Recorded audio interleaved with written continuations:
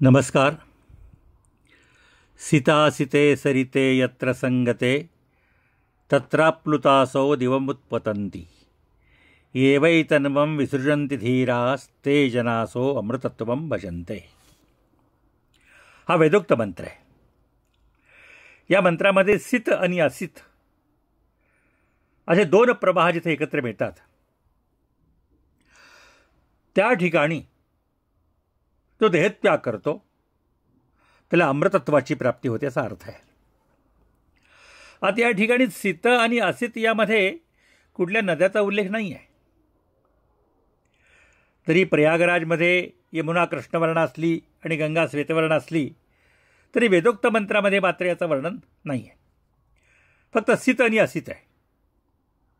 आता संगम कुठे होतो?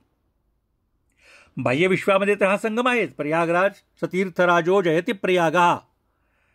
तीर्थराजामध्ये प्रयागाचा महिमा खूप आहेच. पण प्रकृष्टेन याग प्रयाग जिथे विशेष प्रकारचा जो याग होतो ते प्रयाग क्षेत्र आहे. आणि शास्त्रानुसार त्याचं वर्णन असं आहे की यथा पिंडे तथा ब्रह्मांडे. ब्रह्मांडाचं छोटंसं मॉडेल आपलं पिंड आहे, देह आहे. आणि या देहामध्ये सुद्धा संपूर्ण विश्वचराचर भरलेलं आहे. यामध्ये 72,000 नाड्या आहेत, म्हणजे 72,000 नदी आहेत. नाडी आणि नदी याचं स्पेलिंग एकच होतं इंग्लिशमध्ये, NADI. मग नाडी म्हणा किंवा नदी म्हणा. तर अशा 72,000 नद्या या देहामध्ये प्रवाहित होत असतात. आणि यामध्ये विशेष प्रमुख जे आहेत, एक सीत आहे, एक असित आहे आणि एक गुप्त आहे.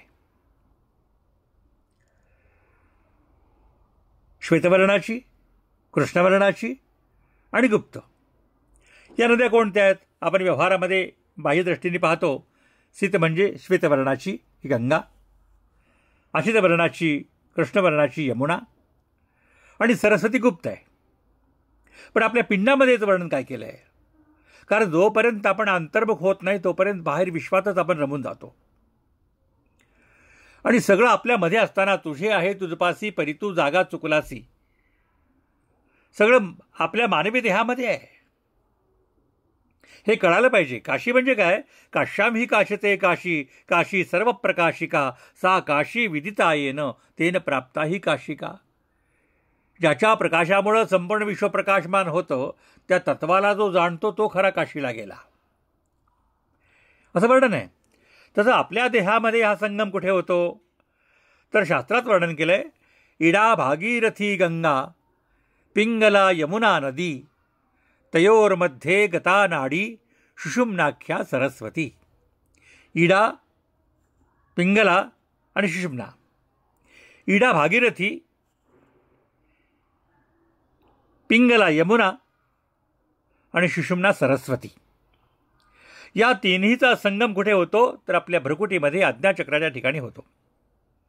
म्हणजे जेव्हा ध्यान करता करता मनुष्य त्या ठिकाणी कुंडलिनी शक्तीने पोचतो, शक्ती जिथं पोचते आणि ते केल्यानंतर माणसाला पुनर्जन्म नाही.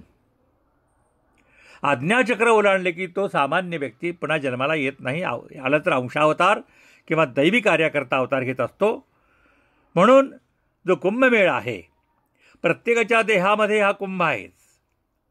तर बाह्य विश्वातून हे केलं पाहिजे, बाह्य केलंच पाहिजे. अंतःकरण शुद्धीकरता चित्तश शुद्धये कर्म न तू वस्तूपलब्ध आहे. कर्म केलं पाहिजे, त्यामुळे चित्तशुद्धी होत आहे. पण न तू वस्तूपलब्ध आहे, त्या परब्रह्माची प्राप्ती होत नाही. परब्रह्माची प्राप्ती कशी होते? ध्यानाद्वारे होते. वस्तुसिद्धी विचारेण न किंचित कर्मकोठीवी. म्हणून ध्यानाद्वारे जेव्हा आज्ञाचक्राचं उल्लंघन करतो तेव्हा तो मुक्त होत असतो. ते जनासो अमृतत्वं भजन्ते. ते अमृतत्वाची प्राप्ती करत असतात. म्हणून इडा, पिंगला आणि सुषुम्ना याचा जो संगम आहे त्या ठिकाणी स्नान करणं हा खरा कुंभमेळा आहे. म्हणून ज्यांना जायला जमतं त्यांनी जावं, अवश्य लाभ घ्यावा. संत दर्शनाचा लाभ घ्यावा, संतांच्या प्रवचनाचा लाभ घ्यावा, गंगेमध्ये स्नान करावं. कारण गंगा केवळ नामस्मरणानेही तारते. परंतु ज्याला हात पाहायचा असेल आणि त्याला जायला जमत नसेल त्यानेही या अर्थाने आपल्या देहामध्ये असलेल्या इडा भागीरथी गंगा पिंगला यमुना नदी तयोर्मध्ये गता नाडी सुषुम्नाख्या सरस्वती या तीर्थामध्ये स्नान करून कृतार्थ व्हावं. नमस्कार.